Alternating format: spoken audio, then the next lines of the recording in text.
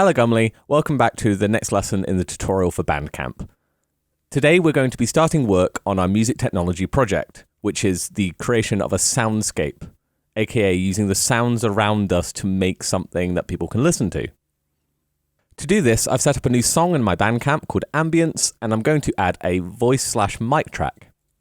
I've set this up here, and I'm just going to hit record. And as you'll see, I am now talking into this, and I can stop it, and then you'll hear me back. And as you'll see, I am now talking into this, and I can stop it. There we go. So this is the recording process. It's create a voice/mic track and record.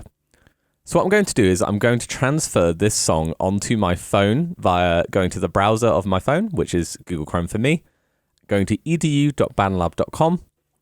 Using the desktop version of the site, I'm then going to open my library and open Ambience. And there you'll see I have got a version of this track ready to go. Now I'm going to take my phone on a walk and we're going to go see what sounds we can find around the home.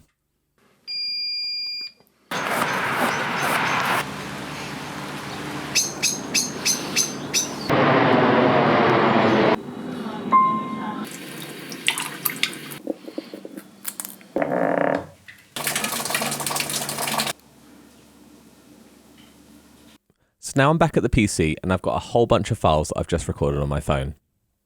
I was hitting save every now and then just to make sure the files didn't go missing, but when I came back and reloaded the project, they were all there. We'll have a listen to a couple of them on their own.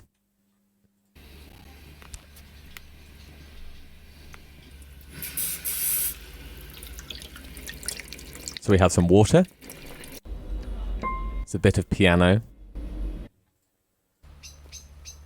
Some bird sounds. There's some cars and some more bird sounds there. And there's some drops that are recorded outside of my window.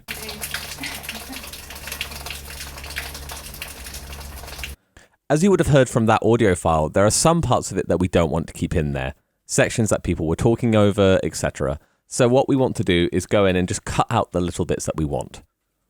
To do that, we first have to click onto the region. This is called the region, the section that's on the timeline.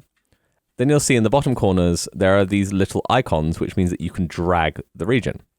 By doing that, you'll shorten it. This is different to if you click generally on it, which will give you a hand, which will move the entire region. So I'm going to find a section of this region that I like. Yeah. This seems like quite a good one because there's no one talking. Yeah.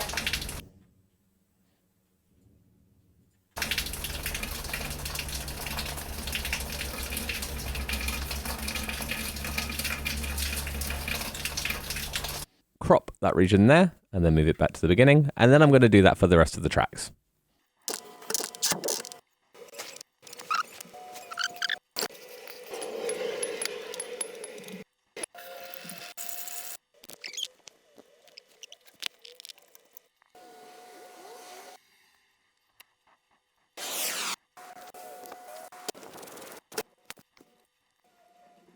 Now I've cut everything down just to the sounds that I want. There were a couple of sounds that didn't quite hit the mark, so I've deleted those tracks entirely because they weren't going to work, and I'm going to delete this extra track now. There was one example where there was actually a track which had two good sounds in it, and I wanted them separated.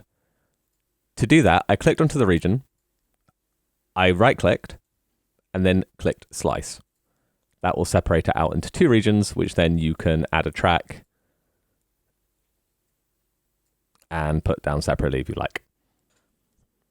That will be all for this lesson.